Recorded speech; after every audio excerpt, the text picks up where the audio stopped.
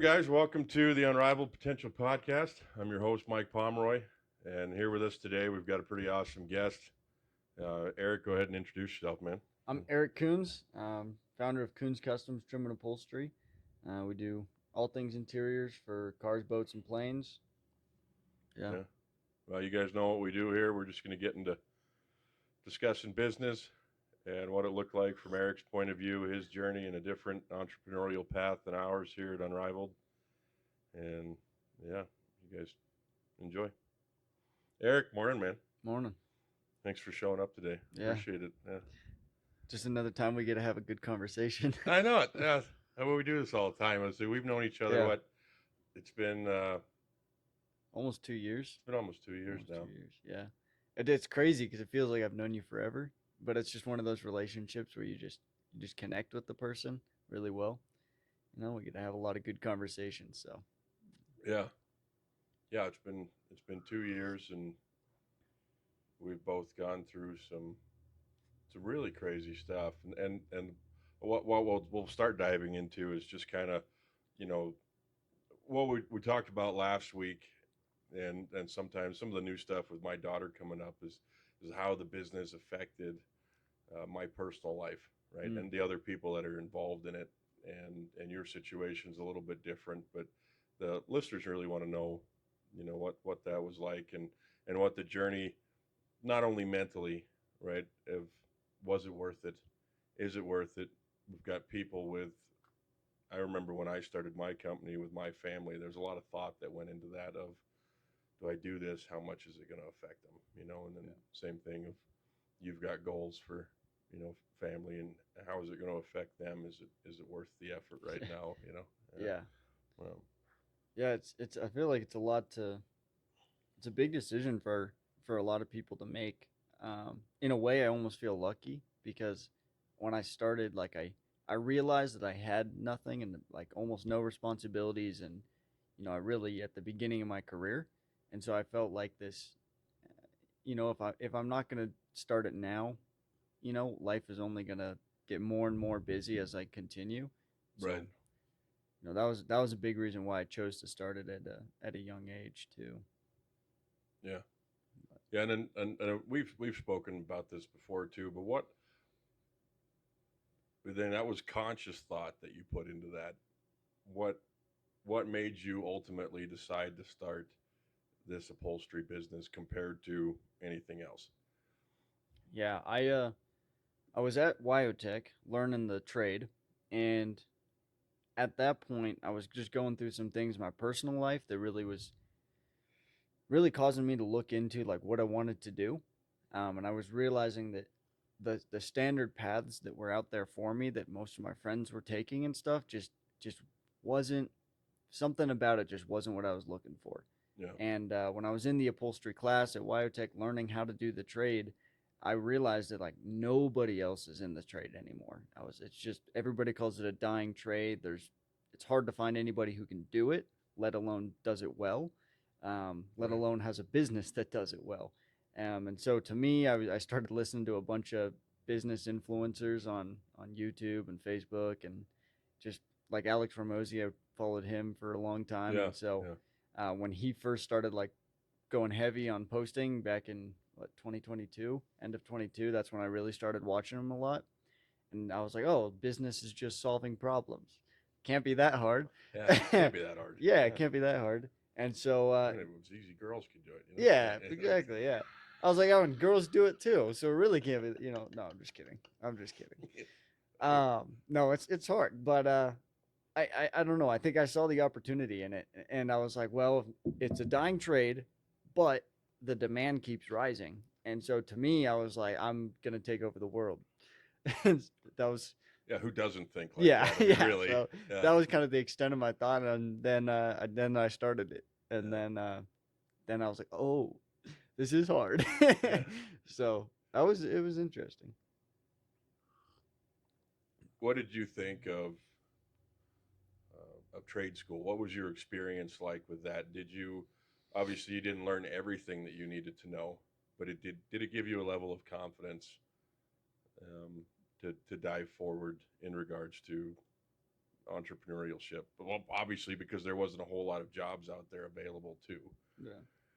or specifically for what you've now created in your business. Yeah. Um, Yeah, I really like the trade school yeah, actually, and I think as time goes on, more and more people are going to start finding more trade schools too, because the traditional path of high school, college, get a 4-year degree and then find some hmm, corporate job or whatever is just getting really outdated because people are able to in the corporate world take over so many jobs with AI and just with all the information that's out there. The trends are totally shifting in a way I don't think the world's seen before at this scale. um, for me at the trade school, I had dropped out of high school at 16, worked at an auto shop for a year, didn't feel like I was able to grow as much as I wanted to, and so I had found that school and they had programs there that seemed to be what I wanted at the time, which I didn't know what I wanted. I just knew I wanted to learn more, and so when I got there, um, I noticed it's 100% one of those schools where you get out of it what you put into it. yeah, yeah, well, that's Um, true. Yeah, yeah, and it's one of those schools, like in my opinion, like it's not hard to pass the school. Like you can get the certificate or whatever, the basic certificate, and get through the school, but you're not going to have a good understanding and true like breadth of knowledge if you don't really apply yourself and build relationships with the teachers and ask them the questions. And right. you know what I mean? Like you'll be able to pass with basic knowledge, but you can learn so much because all of the teachers there, they've been doing whatever it is that they're teaching for the past 30 years. Right. So they know what they're talking about at a very like fundamental level, and so it's great to be able to ask them questions outside of the curriculum, like, well, what do you think about these tools or this thing, or how would you go about doing something like this? And I mean, you're at a 4-year college, you've got professors teaching something that they've never done in the real world typically. Where at a trade school, you've got guys who've been doing it 30 years that you can ask questions. I mean, Right. and that's with every class. And they're smaller classroom settings Yeah. too. I mean, really, for sure. I'm a huge advocate for trade schools. I went to a trade school and did the same thing. It was a 2-year associate's degree. I got it done in a year and a half. So 18 months. I was out of there because I worked all summer. But then those professors that are teaching in the trade schools, right? They have such a desire for practical learning. I mean, normal colleges, right? Too. I mean, obviously, if you're teaching, you still have a desire to teach. People like teaching, but it's a different level. And as you're saying, I fully agree. Trade school professors are, um, they just like that. So if you stay after class, they're willing to show you something, right? My college professor would call me on the weekend because he was a plumber for 40 years, and then started teaching this course at the trade school. And he'd call me Saturday. He's like, "Hey, my aunt just called, and she's got a clogged sewer. I was going to go grab the machine from the um, from the college campus and then go use it over there. Do you want to And come with and I'll show you oh how to wow, use it?" that's cool. And because he knew I had such a hunger Yeah. to learn, and the only reason he did that because I had to get out of my shell and go out and talk to him and Yep. spend time after class, and graduated early, and and then had a bunch of experience when I got out. And there's a lot of old school guys that you go out there and in the old shops, plumbing shops too. They're like, trade schools are stupid. That's not how we did it. And I mean, they work great, not only Yeah. for a confidence boost. Sometimes ego can get in the way, but Yeah. we all have those moments where we get humbled as men, especially, right? Oh yeah. Yeah. Yep. Life will humble you if you don't humble yourself. That's for sure. Yeah, yeah. It figures Um, out a way to bring you down. Yeah, yeah, definitely. Um, yeah, I loved the trade school. Obviously there's ups and downs to everything you go to, and there was good days and bad days, but um, I don't know. I just the ability to be around so much knowledge, and I've kind of always been able to ask questions, and so I had no problem just asking stupid questions. And most of the time, I was like, I bet half the kids in this class I've noticed probably, that about you. yeah, Yeah, no, no. yeah. Oh, you're so kind. Yeah, you're so kind. No, Thank no, you. no, go ahead anyway. Uh, You had no problem. I should have, Yeah, Mike. No. yeah, yeah. Oh, yeah. So it's interesting. Like young guys, I think often there's like this ego of like I don't want to look stupid, Yeah, oh, for sure. and I still feel like that sometimes, but in terms of like a classroom setting, being able to ask questions that you think are stupid, that has probably been one of the biggest components to my growth is at the schools was like, hey, I don't know how that works. Can you explain it? Or they could have an hour-long lecture. I'd be like, I'm not quite getting this piece. Right. And it's crazy how many other guys in the room, as soon as I say that, I'll look around and they're like, oh yeah, like, I'm curious about that too, but they don't want to ask, right? And so I would ask stupid questions, or I could tell somebody else didn't quite understand something, and I would ask a question even though I knew it, but so that they could explain it better. Um, but I don't know. It's interesting, but asking questions and just stupid questions. It's crazy how the stupid questions help you understand things at a fundamental level. Yeah. Yeah. Can you remember your first job that you actually took on for a customer Yep. when you started this company? How different was that then from what it is now? Oh man. I knew nothing. It's so funny. I like will listen to all the business influencers out there who are like, when you start, you know nothing and you just have to suffer until you figure things out, basically. And I was like, I was a little cocky, I was like, I can figure this out. I had learned upholstery for 3 months and then had two other classes. So I had 6 months of a break and then started a business doing it. And my first project was a 1956 Ford F100 that had a full custom build. It was an Art Morrison chassis, if you know what that is, Ford Coyote motor, super custom paint job. Like it was like really nice truck. And they wanted me to do like a carpet and then fix the door panels because the guy before screwed them up, and fix a couple things on the seat, and then do a custom headliner. And dude, I had no idea. Like I remember I called my instructor a couple times. I was like, I don't know what to do here. He was not very helpful, but like yeah, it was at that point like I had no idea, and now I've got like, maybe two of those jobs a week. Yeah. And, like in the shop right now, we've got a 1954 Chevy truck, super custom build, and a 1960 Mercedes 220 SE, like, 6-figure cars in there. And that's just what I'm doing. Yeah. It's pretty wild. And that attitude of like, I'll figure it out has just continued to grow as Yeah. I've been in business. Because when I started that first truck, man, I was like, I don't know how to do, like I was like, okay, well, where do I order material from? Like I thought I had an idea. I had no idea. Amazon? Yeah, Amazon, right? No, so yeah, big learning experience. Yeah. Huge. And it really is just like suffering and like realizing the suffering is okay. It's just what's necessary sometimes to grow. And what was the attitude like with that first job? Did you look at that truck and go, yeah, I don't know, maybe 4 hours? Should be able to get it done. Eh, $200? Yeah. yeah, easy. No problem. Yeah. I'll charge you 4 days of labor for $100. Yeah, no Yeah. problem. Yeah, I think the attitude was definitely I'll figure it out.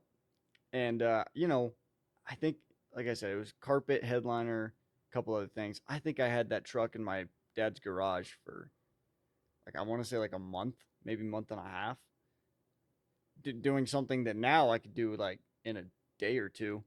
Yeah. So it's funny like, and the processes are so down now to an extent where like if something's in the shop, we have all the parts we need for it before we start working on it. Where at that time it was like I get something in and then I order all the parts Yeah. and then I wait for it to get here, and then so it's changed quite a bit. But the attitude with that truck was really like figure out what the heck I'm doing, and it was so much more than just how to do the project itself. It was okay, well, how do I order materials? How do I bill for materials? What software do I use to bill for materials? There is no upholstery, whatever software out there. So I was like, okay, well, I'll try QuickBooks. They seem to have it integrated in their thing. So it was the whole thing. Well, how do I process credit cards? Because they just asked me if they can process that. I was like, okay, great. So, it's a huge. There's so many different things. Oh wait, now it's asking me about sales tax. What do I have to pay sales tax on? I don't know. And so it's it's a lot of learning, and but it's yeah.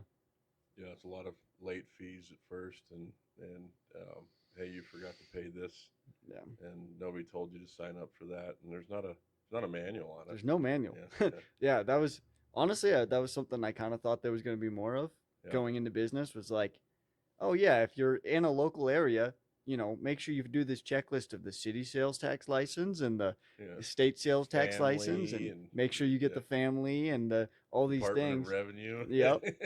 Yeah, make sure every quarter or monthly or whatever you do your withholding taxes, and I was like, yeah, that'd be really helpful to know. you Yeah. know, uh, I yeah, I'm just now getting my city sales tax soon, so I was like, oh, I didn't even realize there was a difference between the two, for a while. So working through that now. But How'd you go about finding your first customers?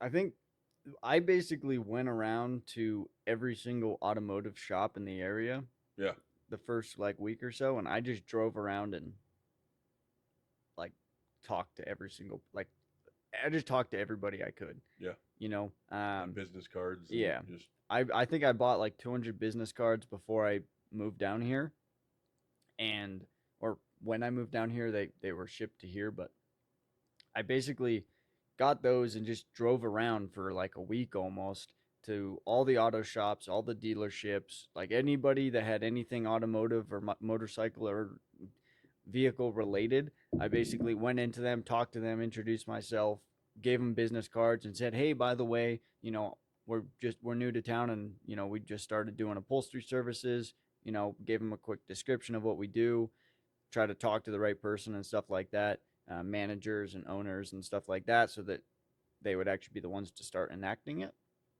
Um, and then from there, I was able to start getting calls. Getting on Google was big. Basically, where I'm at, we don't really have any. I don't really have any competition, right. any legitimate competition here. And so once I was able to get on Google and stuff, and people would start just naturally searching for upholstery and stuff, that way the name started getting out there a lot more. Um, yeah, Yeah, Google's huge, but I think it's not being afraid to go out and speak face to face and go, yeah, hey, I got something to offer, right? Because it yeah, was the same way for me. I didn't know anybody, and yeah, so just take a business card and literally park one spot in town and walk all the way through it. And started in yep, Uray, did the same thing in Ridgeway, did it in Montrose. Obviously, didn't walk the whole town of Montrose, but I'd park in different segments. yep. And I think that's what it takes too. Like it's really tough. Like, is it uncomfortable at times? At first, I think it is, and Oh then yeah, once you talk to a couple people, you're like, nobody really cares, anyways. Like, if we're being honest, like as soon as you walk in and walk out, you hope to leave a card that somebody else picks it up, but they're probably not going to remember your name after 5 minutes, right. and if they do, great. But most people are so focused on their own lives that, like, my dad always says this thing. He's like, most or we think if you realized how little other people think Think about about you, you, yeah. you would think of so little about what they think or something like that. It's Yeah, so little about what they're thinking yeah, when they do, right? Because yeah, that we often I think we just overestimate like who has time for that. I honestly don't. When I meet someone for the first time, and I might think, oh yeah, they're cool. First impressions are huge, obviously, and after that, life goes on. yep, Maybe I see them again. I hope to. yeah, When I'm on the airplane, I'm meeting people, and it'd be cool to see them again. And I've gotten a few phone calls from those people that I've talked to, and it's always exciting to know that you've made a difference in their life, or you can be used somehow. But yeah. uh, And it makes a big difference. Like those connections, you don't know what's gonna happen with them either. Like at first, like there's been a lot of times where I've walked into shops and been like, "Hey, I do this work," and I'm like, "Oh, you should go talk to this guy." And that's not every shop, right? But every once in a while, you'll have a guy that's like, "Oh, interesting. Like, have you talked to this person or this shop?" Or I'm like, "Oh, I didn't even know that shop. That shop wasn't even on my list." Boom, write that down. And I'll say that, "What's your name?" Cool, Mark. Awesome. I'll say Mark referred me, right? If that's okay with you. And they're like, "Yeah, sure." And then from that, like, once I get one customer, being able to talk to them like, hey, like, do you know anybody else who's interested in these services? Or if you do a good work for them, like, they'll be like, hey, like, especially car guys, are all kind of in that Oh community. yeah, for sure. And so, like, once I started getting a couple, like, classic cars in and I was able to do good work on that, they shared it with all their friends. And all of a sudden, I was getting people in way easier, just by treating one customer right. It was like, especially at the beginning, like, if I'm young or something, it's like, I'm young, yes, but that means I have to do the job right for you Right. if I want to succeed. So, Yeah. Yeah, it's just word of mouth and taking time, and it's definitely a faster growth I found even for our marketing, right? Is is using Google, mhm, right? Organic growth and stuff like that that happens, but getting in the repeat customers, right? It's a slower growth, and you got to be really patient. It's not much fun. it's Not not fun. a not a very patient person. It's something I'm still working on, and it's an everyday thing. Yeah. Like I, it should be here by now. yeah. Like Like, what the heck? What's wrong with me? Right? yeah, Yeah. Yeah, pretty much. I remember I, I remember I had made a goal for myself. I was like, within 6 months of starting the shop out of my dad's garage, I need to be in like an official shop. That was my goal. And it took me 9 months, 3 month difference, and I was beating myself up I remember. so hard, dude. You remember that? I do. And I Yeah. was just like, this is ridiculous, like, and it's funny now because now I look back, and 3 months, I was like, that's pretty good. Like, I didn't miss it too much, honestly. But I had no, like, I was in business like 6 months, like, or 9 months. 9 months is when I got into it. So it's like I had no reference point of how long things actually take. And I think that's one of the hardest things about learning business and just learning the facet of life of just pushing yourself and growing is things take so much longer than you would expect them to take and hope that they would take. And it really is a skill setting goals properly, a skill that I'm still suck at. I'm trying to learn how to set goals properly. So, Yeah, and I think it's estimating jobs. It's kind of that same mindset, right? I have. It took me years to finally get better at it. Like, yeah, I mean, I don't know, 2.5 hours, maybe. 8 yeah, later. Like glass half full, right? And yeah, that is, it doesn't work in our world. You do have to set realistic ones, and using a business's setup of quarters, yeah. right? Of every 3 months. Like these are really great goals. These are the 5 things that we're going to work on as you learn to delegate. Hmm. I found that super helpful as your team grows, your leadership team, and you go, this is what we're doing for this quarter, and you just break it into that, and you're doing 10 to 12 new things a year, and then Interesting. you just because I mean, well, the statistics, right? The small business, um, a lot of them are going to fail in the first year. Most of them after that, it's even a higher percentage that fail from 3 to 5. Hmm.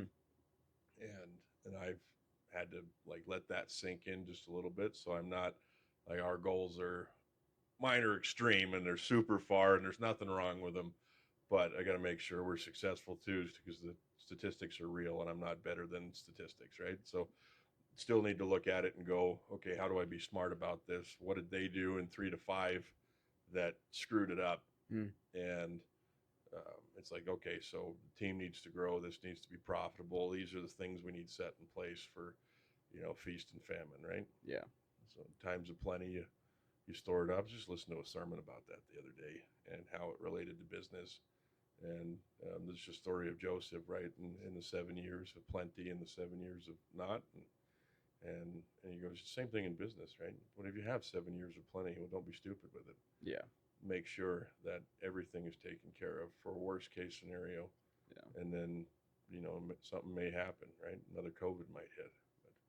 Yeah. But the And nice thing about my industry is that stuff still breaks, even yeah. when there's and so even in my, during COVID, when that happened, I mean, I did not work a day, so. Yeah.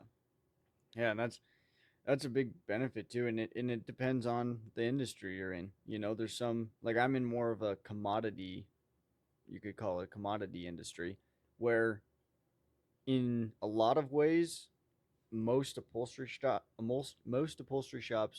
as far as I'm aware, were open during COVID because they still had all the work to do and stuff like that. Um, but it was, my guess would be the nature of the work probably changed. You know, they probably were doing more bigger builds with people who are just like, hey, I've got the time and money. Why don't you just, have fun with it or whatever. Right.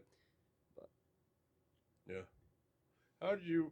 How'd your switch go? I mean, it's, age really doesn't matter, right? And I've always been impressed by who you are as a person and how you've grown, especially at being a young age, right? Because you're 21 now, right? And I've always been impressed by that. But being that person and now in a business mentality, how many employees do you have now? 3 right now. How was hiring your first employees, and what was the mindset that you had to really? I mean, you're still learning. We're always learning every day Yeah. with employees, and Yeah, we're yeah, we were you, talking about that last you night. you Yep. think you have it figured out, and then something changes, and you're like, I don't know, I What don't think happened I here? was prepared to think like that, Yep. Yeah. And what do you It's do with empathy, sympathy, some of those things that come in? So what it was easier for, I can't say easier for me. I guess it's just uh, maybe just a little bit different for me in regards to, like, I try to think of it from your perspective and how hard it would have been difficult for me at your age, I guess, of to to run a crew of guys. yeah. Yeah, I could barely even run myself at the time, Yeah. right? No, Like, that's a great point. There's like my first employee was 64 years old when he started working for me. And so it's a very weird feeling. It's yeah, like I'm clearly when he starts like I'm 19 when he started, I think, or no, I think I was 20 at that point, but um I'm a kid to him basically, and you know he's helping me and I'm giving him directions, and it's very odd, but it's all up here. It's all in the head. And I hadn't I had some leadership experience in the past with being in schools and miscellaneous things like that in teams, but very very little leadership experience in terms of that. But I'm I'm I'm good at like talking to people, I guess. I'm good at empathizing with people and understanding their side of things. And so it kind of helps me not like force my will and just be like, no, it has to be done this way. right. It's like this guy's been doing it a lot longer than me. Let's ask him advice. I can bounce ideas off of him. And so that was super helpful. And he's been doing great, and now he's about to retire.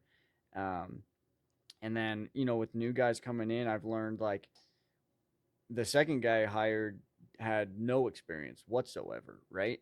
And but was still older than me, and so like learning that dynamic as well of like, okay, how do I take this person and like try to teach them and grow them as much as possible while I'm also still trying to learn and grow and Yeah, teach myself as much as possible. And so it's a interesting dynamic, and it's not impossible. I just think it's a level of stress and responsibility that's important to be taken seriously, but at the same time, not taken too seriously. Not in the fact that people's lives don't matter. Like, of course they matter, but like, we're all people. We all screw things up, and we're all learning. And I oh think yeah, it's kind of ridiculous to think that somebody's going to have it all figured out, and yeah. No matter what age they no are, matter what right? age. It's like how many bosses have you had in their 60s or whatever who are just yelling at you and like, being a horrible boss, but yet somehow their business is Yeah, making money. If so, we think, yeah. you know, Well, I was your age, and my first plumbing boss, I walked into the shop and he threw a full beer can at me, jeez. and over what I thought at the time was, and I still think now, like I look back at those situations, and there was tree roots left on the end of the grabber on the sewer machine, Yeah. and I'd washed the whole thing off, and then I hadn't got to the heads yet because I got taken to another call, and then I came back to the shop, and he had taken pictures of it. When I walked in, he was so angry that threw a full beer can at my head. Wow. I'm walking in the shop, and I was 21, and um, and then I got fired. And I still look back at that moment and I go, you know, there's no need for that. No. You know, No. and, No, there's not. yeah. Bad. Jeez. And then another guy had the same thing. He's like, yeah, I had to dig a ditch. I remember this. And I mean, I look back at it in pride of how well I was able to work or whatever. Northern Idaho, rocks and tough dirt and whatever. And I look back at this moment and I think how I spoil my own guys right now, right? The 68-foot ditch, okay, Wow. 6 feet deep, to run a new water main from the water meter into the house. Had to hand dig it, Jeez. and I had a day to do it. A day? A day. So by 4 o'clock in the afternoon, I was, and it was just me, Yeah. just me. Um, I had made it 3/4 of the way, Wow. and wasn't fast enough. And so my boss is sitting up top now, and I'm like 6.5 feet down, some underneath all this dirt and stuff that I piled up, and he's just pissed, just screaming at me like, we're losing money now. And so he starts shoveling dirt on top of my head. What? Yeah, a real story. Like you can't make this stuff up. Wow. And just furious. And I was like, man. And at that time, I was an apprentice, so you're taught then that you're just not worth nothing. And I was like, man, I must be a slow digger, you know. And I finally broke down mentally to that point. It's like, man, I must really suck at this. And ended up leaving that guy. And then I've looked back at those moments now and go, that was a pretty damn good ditch. Like, Yeah. No kidding. Dude. A spud bar and a shovel. Oh my gosh. And I had gone just about 45 to 50 feet, 6.5 feet deep, all the way to this water pit. And yeah, so anyway, I don't even know how we got onto that subject. Yeah, that's impressive actually. But yeah, you have these bosses, and you can't be overbearing anymore. And they go into the different generations and stuff. And I don't there's differences on how you treat people, but it's not like it's wrong. Like there's the jokes with millennials, and heck, even I could called that because I am one. And but we're all different. You just I think there's an author out there, Simon Sinek. Yeah. I honestly I prefer listening to him more than I like reading his books. Not that they're bad, but it's just how he writes, and it's difficult for me to get a lot out of him. But he talks a lot. He talks so much about how to work with Gen Z and millennials and whatever these different ones are, because it's so difficult for generations to work with others because everything changes, right? But they're not bad things. They just need a little bit more encouragement in certain different ways. Obviously the invention of cell phones and everyone having one now has changed a drastic amount and keeping everyone's attention, trying to keep people motivated. And that's something difficult in my industry, is that I was always just motivated. Some of it was by sheer anxiety and the fact that I just needed to make it. Yeah. Well, it's not easier to make it now, but there's a few more options out there, so there's not so much panic.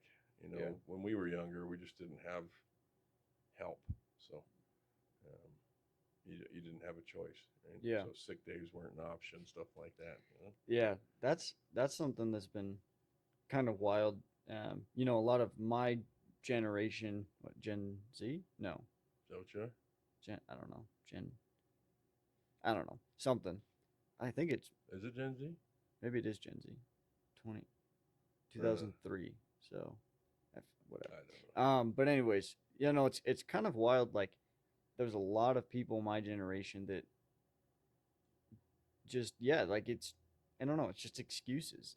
For a lot of it, it's like a oh poor me mentality, or there's nothing I could do about it, or I don't feel good, and so that's going to dictate what I do.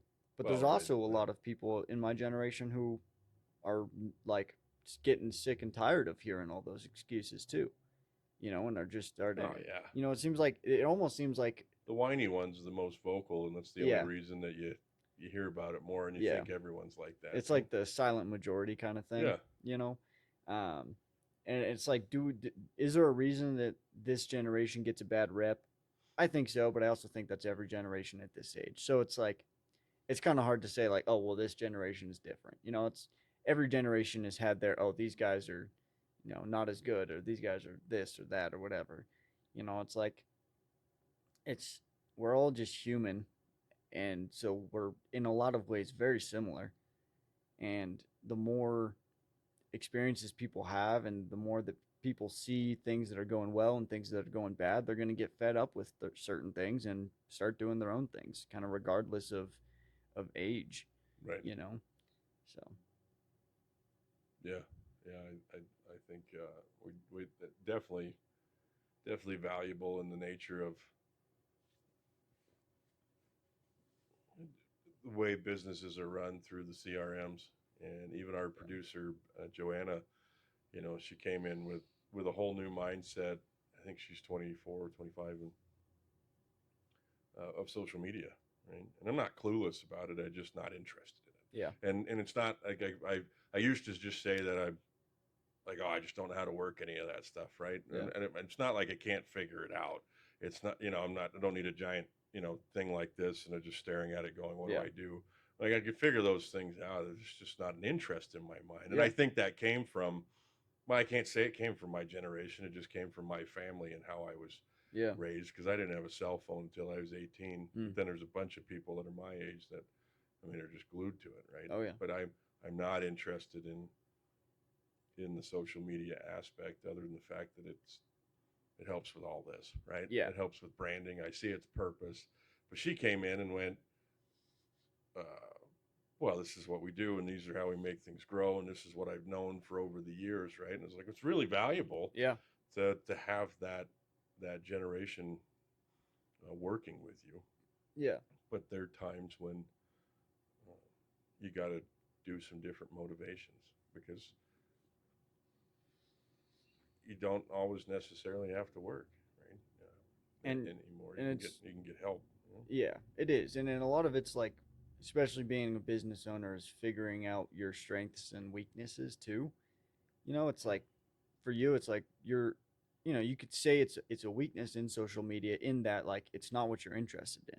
Right. It's like, if it was something that you were interested in and you wanted to be good at it, and like you understand it, how you wanted the strategy to go, like, yeah, then it would make sense for you to learn more about it and kind of lead that front. But it's like, if that's not something you really understand or want to understand, it doesn't make sense for you to spend time on it. You know what I mean? That's why it's and I think that's like what I've been learning a lot, is like hiring smart people. And I'm learning now like a lot more of the importance of that is, who is it? Like Alex Ramosi and Steve Jobs and all these guys, like they'll say like it's easy to hire somebody and tell them what to do. It's hard to hire somebody and have them tell you what to do. you Oh, for know sure. yeah. Yeah. And for me, like, I'm like, well, I'm trying to build this business as fast as I can. Like, my goals are huge. Like, I want to build like a national brand, totally revive an industry. And like, it's very easy to say that, it's very difficult to do that. And Yeah. so it's like, for me, I didn't want to say that on social media or anything like that, because I was like, then I have to live up to that. Like, and that's a lot of work and a lot of commitment and dedication, and I don't even know if it's going to work out.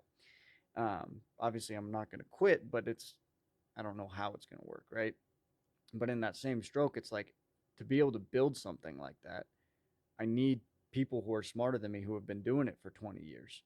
It's like, I have now 2 years of experience roughly doing upholstery, which is like not that much, but I have a very good understanding of how things work and how to do it. Right. I've become obsessed with it. It is not like, when I started the business, it was not my passion.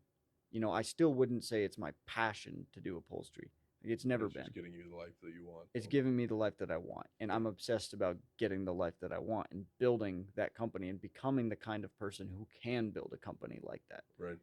Um, but it's in that I'm working on finding people who know what they're doing, people who've been doing this for 20 years or whatever, who I can then help organize together to be able to help us all get closer to our goals. Well, and I think that's what I've talked about this with several people too.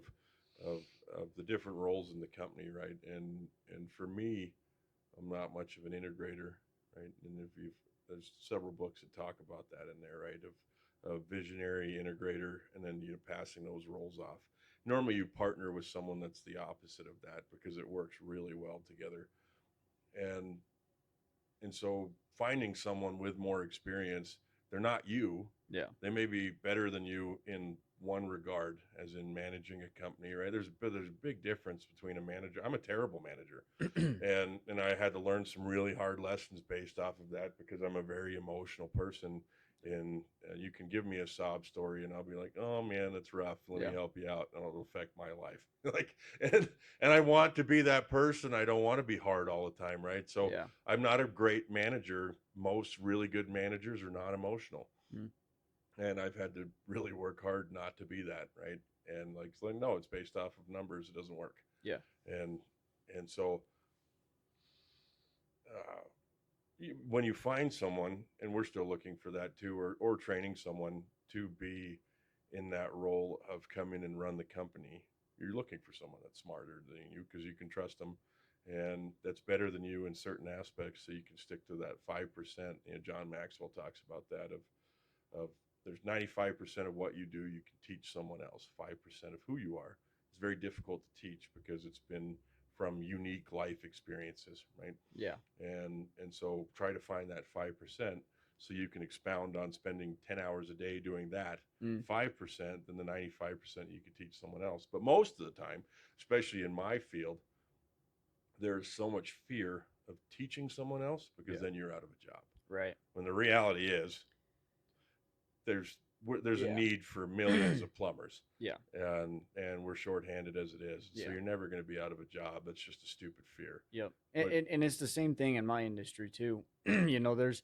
it's I'm in all the Facebook groups and the auto trimmers and all this stuff, all the Facebook groups. And every time I'm asking questions like, hey, like when you're hiring somebody, how do you go about this or this, right? Or right, what do you do when you're hiring this person? And every single time without fail, there's at least half a dozen people in there that'll say, oh, I don't even hire people. They'll start their own shop right away anyways. Or ridiculous, like totally fear-based statements. And it's like, is it possible that somebody will learn something and start their own thing? Yes. And the likelihood of that happening goes down when you treat them properly, right, pay them fairly, and give them a vision and a mission to work towards. It's like, of course, somebody's going to want to start their own thing. If they don't, like, think about like why we started our own things. For me, I was like, well, there's not something out there that I want. There's not something that has the growth that I want. And I have this vision, and I'm not getting paid as well as I'd like at these other things. So I would want to go start my own thing because I could do it better. right. Well, if you're at a place where you look up to the person who's leading you and you're like, wow, like this is really cool. They're doing this or this, like they've been able to achieve this thing, or they've had this huge vision of how to build the company. And they've told me that like, this is how I can help that thing happen. It's like, and they're paying me generously, or maybe Yeah. they're, treating me really well, but paying me about the same. But they listen to me and they hear my ideas, and they, like, it's everything's a people game. Yeah, and some people are motivated that way, but most people aren't really for the entrepreneurial thing, Yeah. especially if they're treated good. I wouldn't have been. Yeah. Honestly, if I had been, I mean, this sounds, well, I'm gonna brag anyway, but if I was working for my company, I would never have gone off on my own Yeah. because I have the potential. I mean, through working for us, I can make as much as I want. I'm treated well. I got everything here that I need. It's a great work environment. I don't work very much. Yeah. I would much rather shut off and go home and go back to those old ways. Yeah. Like I love what I'm doing now, and I couldn't imagine doing anything Yeah. else. But if I had been working for this, I never would have had a reason. It's a good life, and, Right. and there's nothing wrong with it, right? That's why we pay guys to do it. That's why you pay guys to be able to live that life. And like we were talking about yesterday, there's expectations that come with that.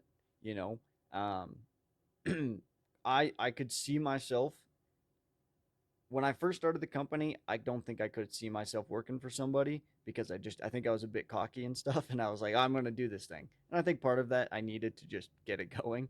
Right. But now I'm at the point like I could see being able to work for somebody, now knowing and having the knowledge I have and the goals I have, like I just couldn't do it now.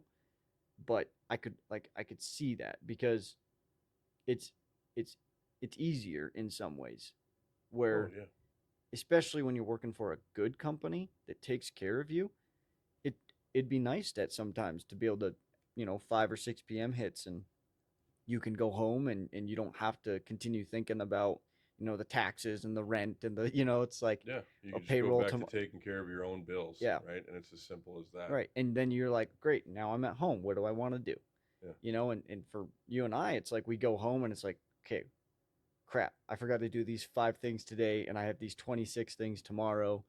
How do I get this done? Oh, shoot. And I have payroll Friday. So I've got, I have to get this, or this. It's like, and it sounds like painful and people talk about that. I feel like when I've listened to podcasts and people are like, yeah, there's just the stress and, it always sucks. And I was like, it, the basics are not stressful. It's just when crap comes up, you have to, not every day do you go home just stressing about Right. everything, right? Oh yeah. There's a lot of days we go home and it's, you just kind of do what you do, You just got to you know? learn how to be present, Right. right? Being And present. But I think that the difference is like being willing to accept that some days I will go home just stressed or right. unsure what to do. Or like yesterday, I went over to you guys to just get some advice. I was like, hey, this thing happened. I don't know what to do. And like in those situations, like being able to, I don't get mad about that. Like I realize like this is what I asked for. This is what it's going to take to become who I want to become. Right. You know. If every day was exhausting, and that's the thing, you listen to some business owners and they're just like, it's never worth it, right? Yeah. Ended up firing all these employees. It's just easier to work for myself. Yeah. A lot of that is them not willing to change, Yep.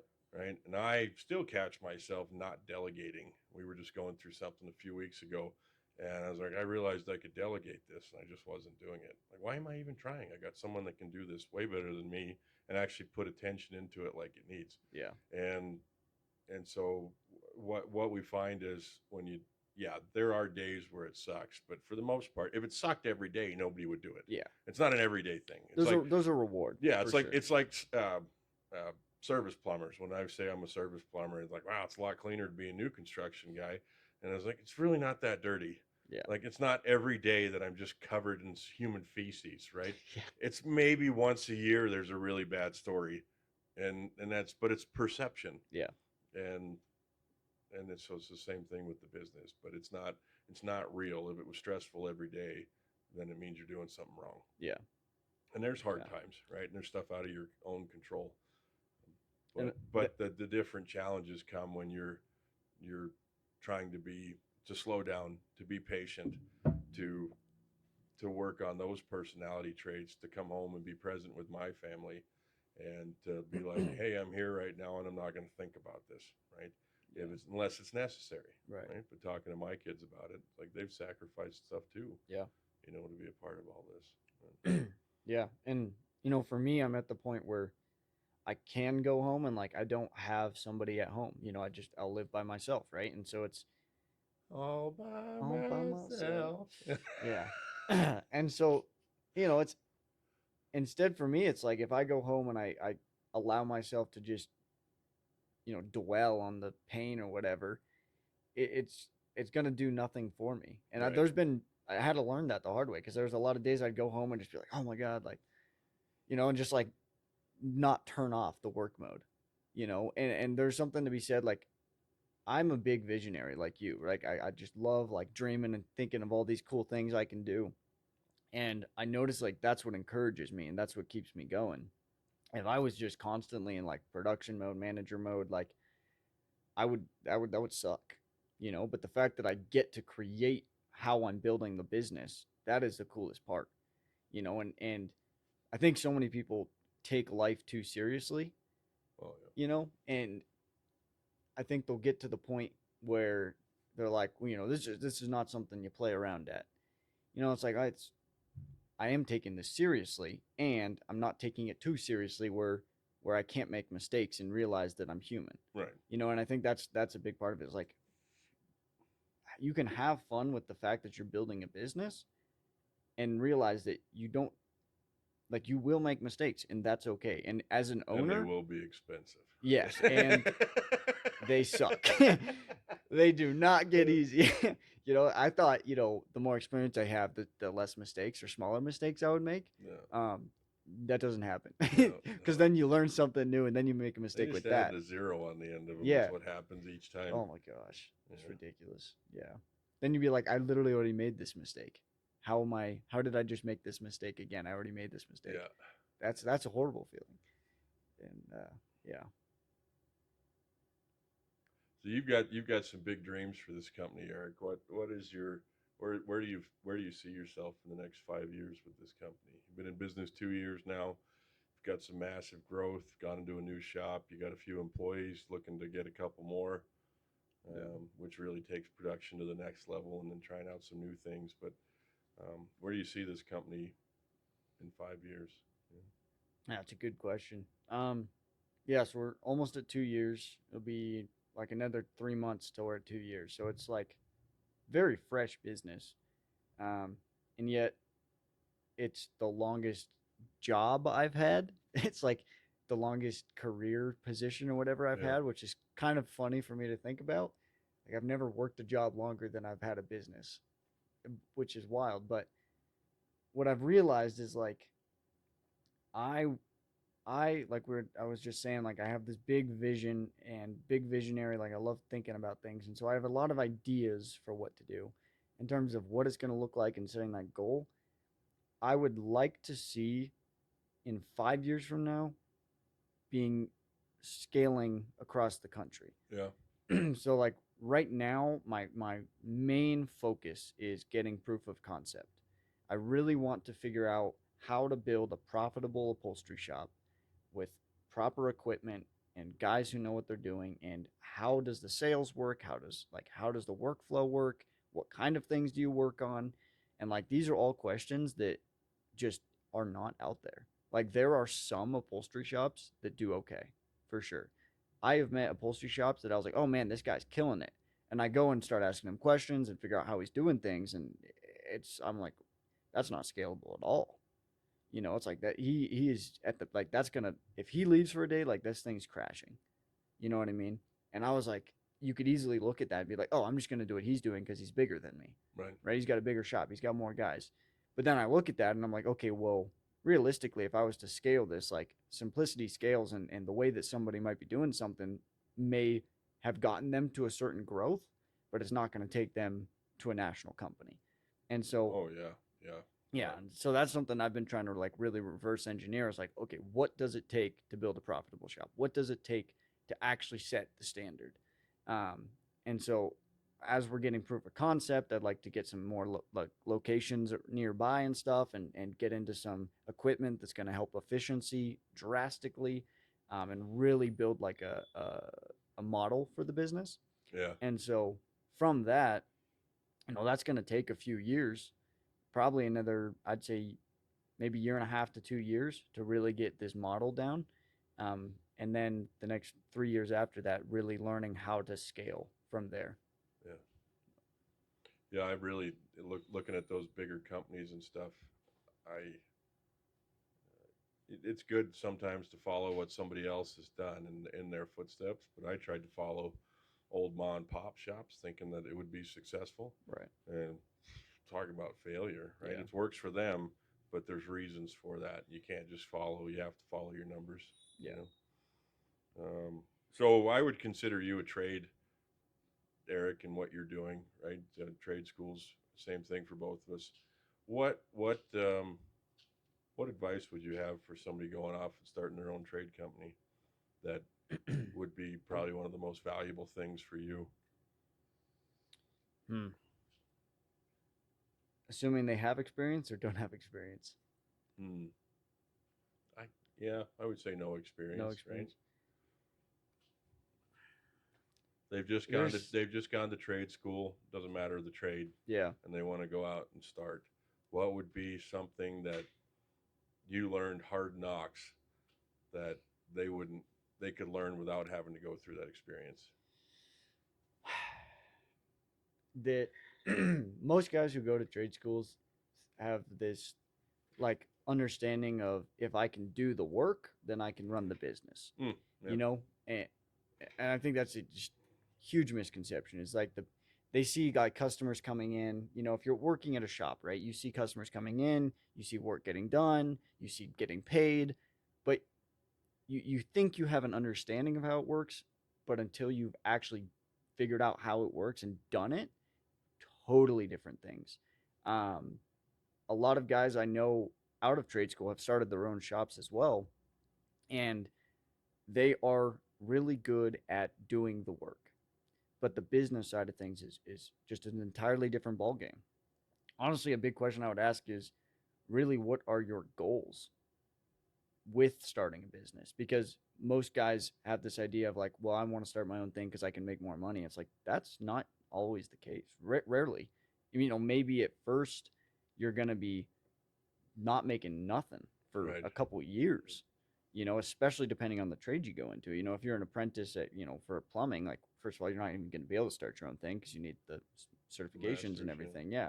But it's like, you know, say you're in a trade that doesn't require those same kind of certifications like what I'm in, you know, it's like the business side of things is an entirely different game. And so if you either are willing to learn it or like and it depends on your goal. If you're like, hey, I just want to work for myself, you know, I don't want any employees, I just want to be a sole proprietor, make my own hours, do your go for it, right? I don't think you're going to realize that that's very fulfilling in my opinion. I think some people might like that, Yeah. but That's self-employed. That's not entrepreneur. Right. yeah. Right. Yeah. Yeah. If somebody really wants to build a business and they're like, hey, I see a problem, I really want to create something here, you have to be willing to let go of the fact that the skills that you have and the trade that you learned will not take you to the next level. And I think it's really difficult. It's the fact that you learn the skills is what's important. It's like learning how to learn.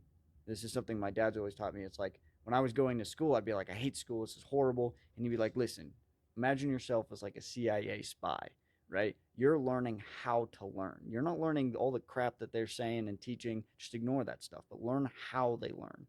And to me, that's been something I've been trying to take into other areas is like, Right. it's the fact that I am learning how to do something. It's not the fact that I know and have skills already. Like I can fix cars really well. I can work on cars really well. I have a deep understanding of how cars work, but that is not going to help me build a business.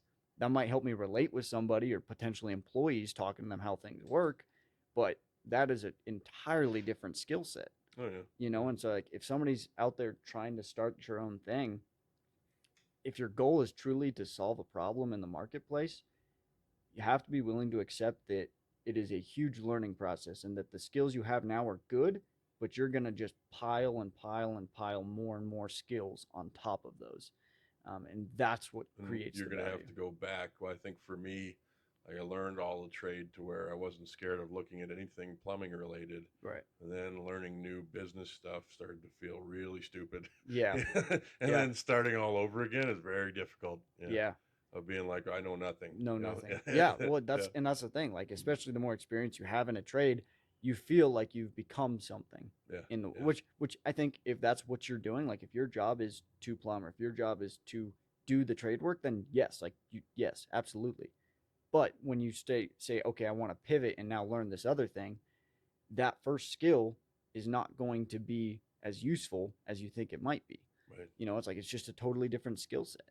And like learning how to lead people, learning how to do taxes, learning how to do boring manager work, you know, like learning how to think through shops and learning how to think through like just miscellaneous things that just doesn't cross, you know, an employee's mind. You know, it's like, and there's nothing wrong with that. It's just it's a totally different skill set and lifestyle. And if that's being able to like realize that, and most of it, like when you start, like when I started the business, I did not know that, and there's still things that as I'm going to continue to grow that I'm going to be like, oh, this is what it's like to be a business owner, Yeah. right? But like where I'm at right now, I've realized that like it's very different and I didn't know that fully. I knew it was going to be different starting a business and I knew it was going to be a different lifestyle and all this stuff and I was so much to learn, but I had an understanding, like an intellectual understanding but not an experiential understanding. And so now that I'm in it, I'm like, oh, this is what it, when they say sacrifices, this is what sacrifices means, and it takes it to a different level. Right. Well, cool, Erik. Dude, it's going to be so exciting to Yeah. watch you grow. Guys, thanks for checking out the Unrivaled Potential podcast. Look at us on podcast. Look at us on Spotify and we're on YouTube. Go ahead and subscribe. Put some questions in there. If there's videos you guys want to talk about, we'll definitely get those plugged in and get you guys on your way to starting your own company and working through the one you've already started. So Cool. yeah, it's been a great time, man. Thanks. Thanks, Mike. Yeah.